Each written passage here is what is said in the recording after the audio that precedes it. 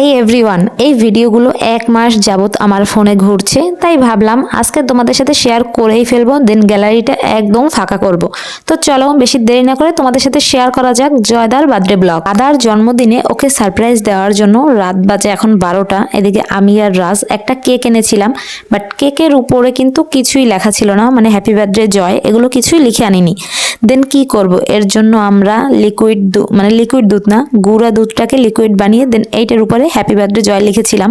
But দেখো একটুও কিচ্ছু বোঝা যাচ্ছে না। বোঝা যাক আর না যাক এইটা আসল ব্যাপার না, যেহেতু কেকটা জাস্ট দাদা কাটার পরেই তো আমরা খেয়ে ফেলবো, তো এই লেখাটা বোঝা না গেলেও কোনো সমস্যা নেই।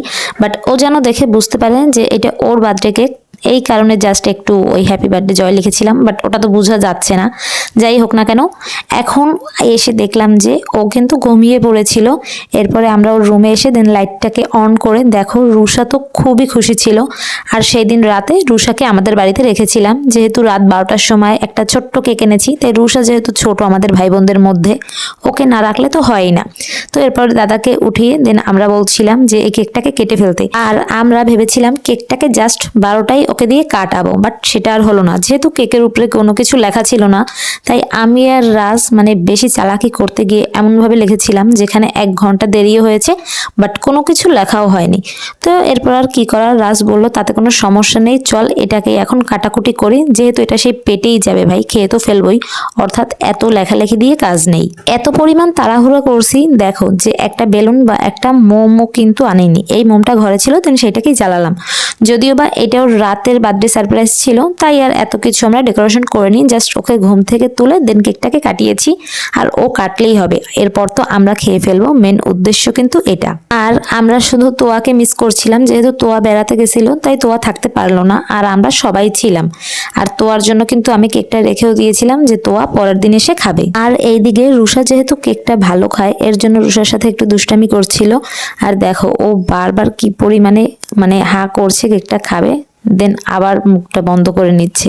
তো এইটা সব থেকে ছিল একটা মজার পার্ট।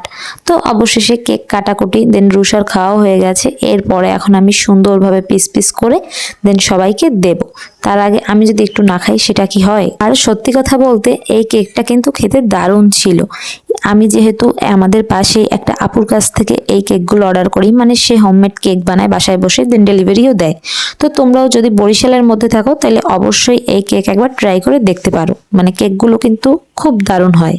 আর এইদিকে একটা জিনিস কিন্তু আমার কাছে বেশ ভালো লাগে, মানে কারো জন্মদিনে যদি আমি যাই বা আমার ফ্যামিলিতে কারো জন্মদিন হলে সেইখানে কেক কাটার দায়িত্ব সবসময়ের জন্য আমার কাছেই পড়ে। তো আজকেও সেম, আজকে কেন একটু উল্টো হবে, আজকেও দাদা কেক কেটে দেন সবাইকে খাওয়ানোর পরে আমি, যেহেতু এটা ছোট্ট একটা কেক ছিল, 1/2 পাউন্ডের একটু বেশি, তো এরপর এটাকেই সবাইকে একটু একটু ভাগ করে দেন সবাইকে এক পিস দিচ্ছিলাম। তো রাতের মতন এইখানেই বার্থডে পার্টি শেষ হয়ে যায়, বাট এখনো কিন্তু জন্মদিন শেষ হয়নি। সকালবেলা কি হয়েছিল সেইটাও তোমাদের সাথে শেয়ার করব। দাদার জন্মদিনের দিন মামাতো বোনের বাসায় আমাদের ইনভাইট ছিল, তো সেইখানে আমরা সবাই মিলে গেছিলাম। বাট আমাদের কারো জানা ছিল না যে জয়দার জন্মদিন এইখানেও সেলিব্রেশন করা হবে। যদিও বা কারোরই মনে ছিল না, হঠাৎ করেই আমাদের খাওয়া দাওয়া শেষে বিকেল বেলার দিকে দিদি বলল যে আজকে তো জয়ের জন্মদিন। তো এরপরে দিদি একটা পুডিং বানিয়েছিল, দেন সেইটাকে বের করে দিল কেক হিসাবে, যে এখন দাদা এটা কাটবে। আর এইখানে বিকেলবেলা আমাদের জন্য নাস্তা তৈরি করা হয়েছিল। দিদি যদিও বা এই পুডিংটা আগের দিন বানিয়ে রেখেছিল যে আমাদের বিকেলবেলা খেতে দেবে, দেন এখন এইটাকে কেক হিসাবে চালিয়ে দিল। আর পুডিংটা কিন্তু খেতে দারুণ ছিল। এখন জয়দার কেক কাটার পালা, মানে এই পুডিংটাই যেহেতু আজকে ওকে কেক হিসাবে দেওয়া হয়েছে, আর আমরা সবাই ওয়েট করছিলাম যে কখন ওর কাটা হবে, দেন আমরা খাবো।